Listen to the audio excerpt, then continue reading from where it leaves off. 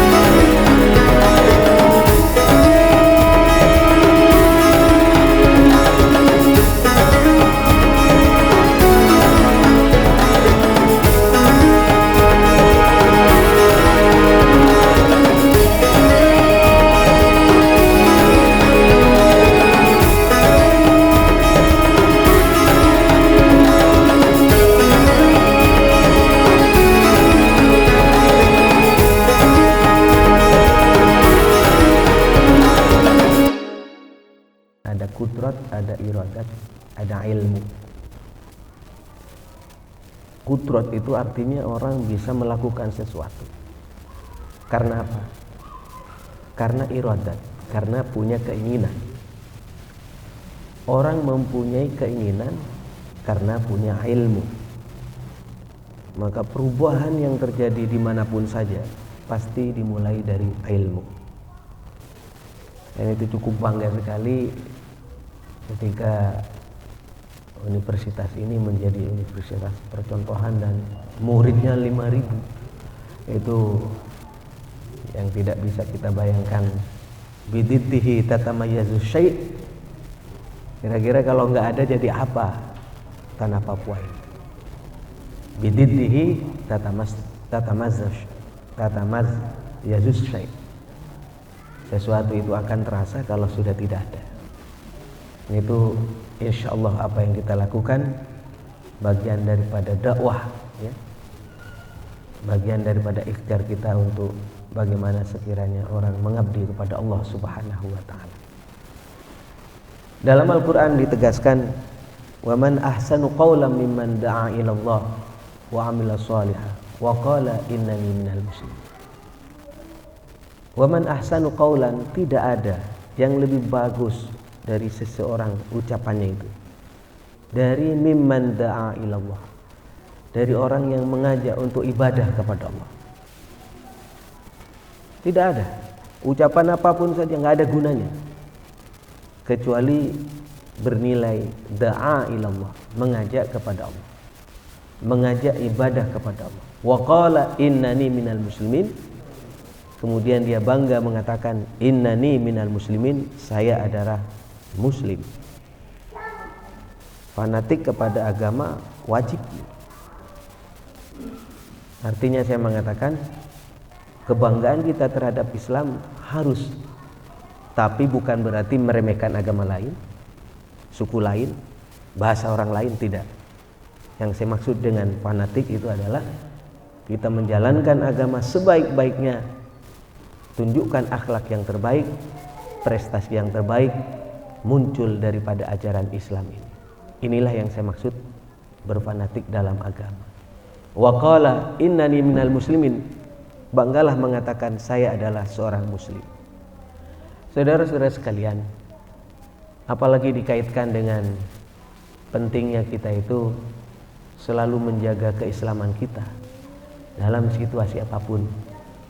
Wala tamutunna illa wa antum muslimun. Jangan kau mati kecuali kamu membawa keislaman kita. Ini penting untuk dijadikan catatan bersama. Karena kalau tidak diingatkan, kita ini di perjalanan, Pak Ketua, antara kehidupan dan kematian kan banyak. Mengut harta lah, mengut pangkat lah, mengut tahta lah, kebutuhan di perjalanan. Tetapi ini kan cuma halte, ya. Terminal terakhir itu adalah bagaimana kita bertemu dengan Allah Subhanahu wa Ta'ala dengan membawa iman dan Islam. Besok para jemaah sekalian, kita baca dalam Al-Quran misalnya, Rubama yawaddul ladzina kafaru law kanu muslimin. Satu saat nanti orang-orang kafir itu akan menangis, law kanu muslimin, kok andaikan saya menjadi orang Islam. Ini mohon maaf, ini ke dalam saya berbicara ya. Soal toleransi harus, menghormati harus. Tapi di internal kita harus didoktrin ini. Kebanggaan kepada agama kita. Bahkan dikatakan rubama yawaddul ladzina kafaru law kanu muslimin. Besok di akhirat mereka akan berandai-andai law kanu muslimin, kok andaikan kita ini menjadi Islam. Bahkan menangis. Wa yaqulul kafir ya laitani kuntu turaba. Wa yaqulul kafir, orang kafir itu besok berkata, ya laitani kuntu turaba, andai saja saya jadi debu. Kenapa jadi debu? Orang Islam masuk surga, orang kafir masuk neraka. Terus hewan, sapi, kambing dan saudara-saudaranya itu kuni turaba, jadi debu, nggak masuk surga, nggak masuk neraka. Kuni turaba, jadi debu. Baru saat itu orang kafir menangis, kalau saya ada di dalam neraka khalidina fiha, abadi di dalamnya. Wa yaqulul kafir, orang kafir menangis, ya laitani kuntu turaba. Aduh, andaikan saya jadi debu. Saudara-saudara sekalian, ini selalu saya sampaikan agar kita bangga menjadi orang yang beriman dan jaga keimanan kita. Bulan puasa ini alhamdulillah saya diajak oleh Bapak Ketua untuk silaturahim, sholat tarawih kesana kemari. Alhamdulillah, terima kasih. Karena ini saya yakin bagian daripada untuk mempertebal keimanan saya. Al-iman, iman itu yazidu yanqus, bisa bertambah dan bisa berkurang. Yazidu bi ta'at, bertambah dengan taat, wa yanqusu bil maksiat, dan akan berkurang bahkan menipis oleh sebab kita bermaksiat. Saya diajak sama ketua, seneng aja ya. Saya nikmati goyangan-goyangan mobil itu ya. Ke barat ikut aja, ke timur ikut aja. Dan kalau saya jadi tamu, Pak Rektor, Pak Wakil Bupati, kalau jadi tamu saya punya prinsip ad-dhaif kal mayyit ya. Kalau jadi tamu itu seperti mayit yang ngikut-ngikut aja. dikasih makan alhamdulillah, nggak dikasih makan innalillah, gitu aja. Tapi karena sahibul baitnya ini kiai juga, ustadz juga, jadi pedomannya enggak Pak Yai, insyaallah saya hormat gitu. Karena saya punya hadis, man kana yu'minu billahi wal yaumil akhir falyukrim dhaifahu. Barang siapa beriman kepada Allah dan hari akhir, hormati tamunya. Nah, ini pedoman sahibul bait. Insyaallah pedoman daripada Pak Rektor nanti seperti ini ya. Jadi Pak Rektor jangan sampai mengatakan ad-dhaif kal mayyit. Enggak boleh. Nanti kalau saya dianggap mayit enggak dikasih makan nanti ya. Salah dalil itu. Para jemaah sekalian, untuk itu mari kita bersama-sama memohon kepada Allah Subhanahu wa taala agar di bulan puasa ini kita semangat ya. Semangat sholat tarawihnya, semangat puasanya jangan bolong. Kecuali ibu-ibu bolong nggak apa-apa, ada alasan. Kalau bapak-bapak bolong kenapa? Haid nggak bisa ya. Ada haid gimana bapak-bapak? Tolong juga hatamkan Qur'annya, karena bulan Ramadan adalah bulan Quran. Kemudian jangan juga lupa persiapkan diri untuk menyambut Lailatul Qadar. Dan kita juga ayo perbanyak bagaimana sekiranya sedekah, infak kita, zakat kita jaga. Ini poin-poin yang harus kita perhatikan sehingga di bulan puasa kita nanti ditinggal bulan Ramadan nggak gigit jari. Ya, aduh bulan Ramadan belum tentu ketemu lagi. Kita alhamdulillah. Terima kasih. Mudah-mudahan apa yang kita lakukan dicatat sebagai kebaikan oleh Allah Subhanahu wa taala. Pak Rektor, urusan perbedaan ya sampai kapanpun namanya perbedaan tetap ada. Benar ya? Saya ini di MUI diajarkan ada perbedaan, ada penyimpangan. Kalau perbedaan boleh berbeda. Boleh berbeda. La yungkarul muhtalafi, masalah khilafiyah enggak usah diingkari. Enggak usah diingkari, masing-masing aja. Masing-masing punya dalil kok. Wa innama yungkarul mujma'alih, kecuali masalah penyimpangan atau masalah yang sudah disepakati oleh ulama. Kok dilanggar gitu. Kunut enggak kunut jangan ribut. Yang penting sholat subuh. Sekarang kan banyak enggak ada perbedaan masalah karena subuhnya pada kesiangan gitu. Karena itu kita semangat dalam kebersamaan. Dan ini yang kita bangun, wa'tasimu bihablillahi jami'an wa la tafarraqu. Kita bersatu dengan ajaran Allah. Wa la tafarraqu, jangan sampai kita berpecah belah. Soal perbedaan sampai kiamat akan ada. Terus kalau kita terus menyoal masalah perbedaan, habis energi kita. Karena itu saya senang kalau di MUI Kiai Ma'ruf menyampaikan, kalau perbedaan boleh berbeda, tapi kalau penyimpangan nggak boleh. Gitu. Kayaknya begitu gayanya Kiai Ma'ruf. Saya niru-niru aja. Kan saya masih muda Pak ya. Cuma pakai surban kelihatan sepuh gitu ya. Biar nggak neko-neko ya. Kalau di Papua masih jelalatan itu kan bukan kiai namanya. Mudah-mudahan kehadiran kita bersama di tempat ini dicatat sebagai amal ibadah kita. Dan saya mohon maaf apabila ada hal yang kurang berkenan. Ini maghrib masih kurang 3 menit. Sebaiknya Pak Wakil Bupati harus berbicara. Nanti sebelum maghrib masih ada waktu. Terima kasih. Assalamualaikum warahmatullahi wabarakatuh. Assalamualaikum warahmatullahi wabarakatuh. Alhamdulillah.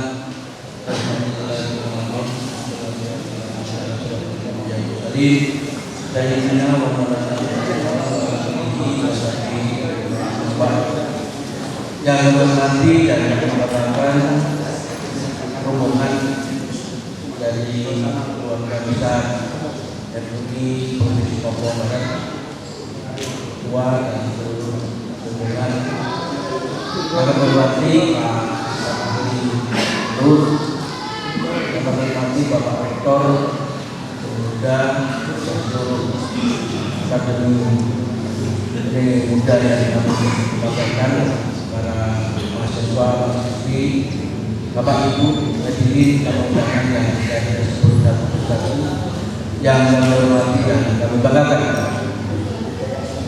Kami dari pemerintah daerah dan sampaikan menyampaikan ucapan selamat datang di Kabupaten Sorong, istimewa Bapak Kiai kita dari kita yang mana telah memberikan tausiah kita sekalian. Inilah Kabupaten Sorong, Kabupaten Induk dari seluruh kabupaten yang ada di Sorong Raya. Maka dari itu sekali lagi saya ucapkan selamat datang ke Kabupaten Sorong. Mudah-mudahan dengan kehadiran Bapak Kiai kita bisa melihat secara dekat tentang situasi kondisi daripada pemerintah daerah Kabupaten Sorong. Mudah-mudahan dengan silaturahmi Bapak Ustaz kita dari MUI kita Provinsi akan menjadi sebuah barokah pada kita sekalian. Demikian yang bisa kami sampaikan. Wabillahi taufiq wal hidayah. Wassalamualaikum warahmatullahi wabarakatuh.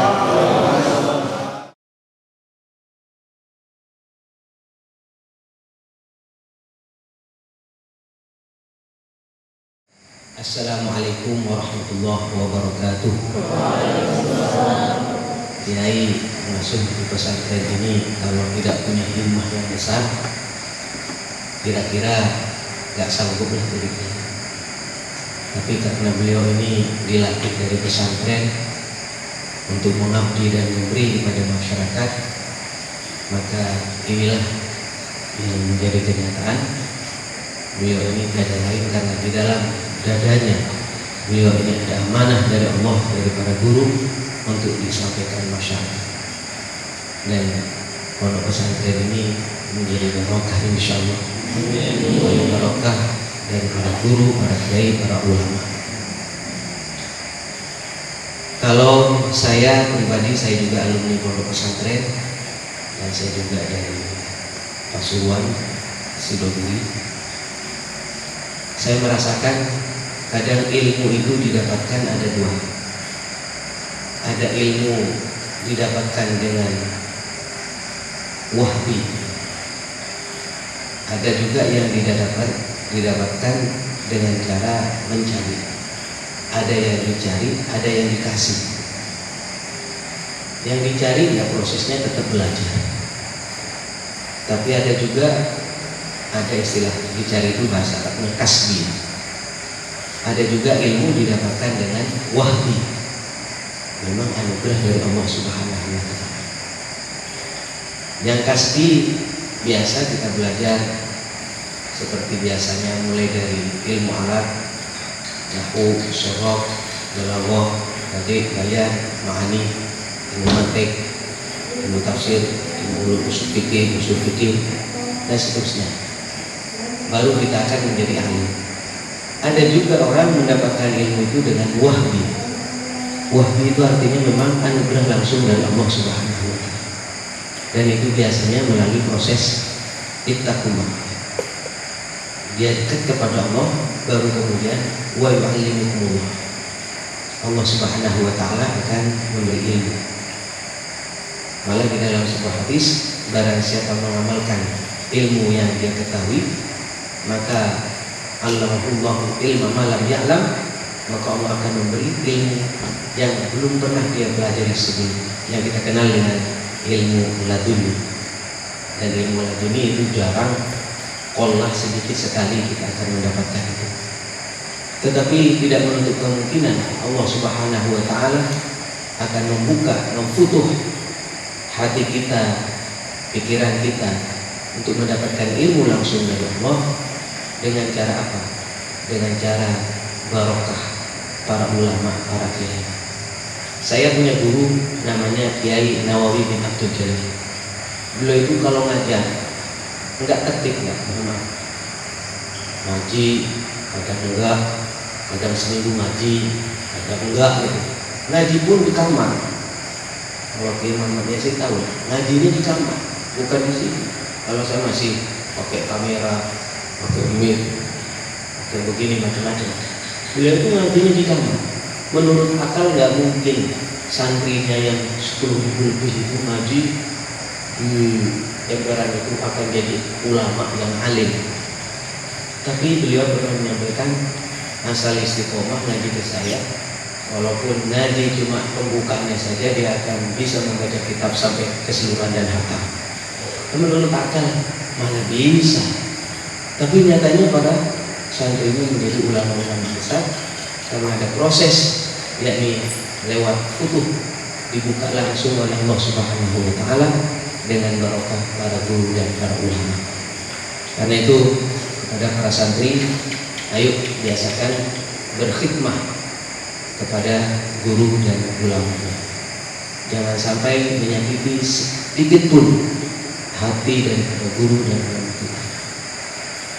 Kalau sampai tidak percaya kepada kiainya, meragukan terhadap kekiaiannya, maka biasanya sulit untuk mendapatkan futuh. Futuh itu artinya terbukanya ilmu dari Allah Subhanahu wa taala. Ini sebagai tanggapan kesan saya terhadap pesantren ini, dan saya mendoakan mungkin saya akan manjur doanya karena saya sebagai musafir. Mudah-mudahan pesantren ini membawa kemanfaatan dan keberkahan kepada para santri, kepada masyarakat yang ada di sekitar pesantren ini di tanah Papua ini. Dari kami mohon maaf. Hadanallahu wa iyyakum ajmain. Assalamualaikum warahmatullahi wabarakatuh.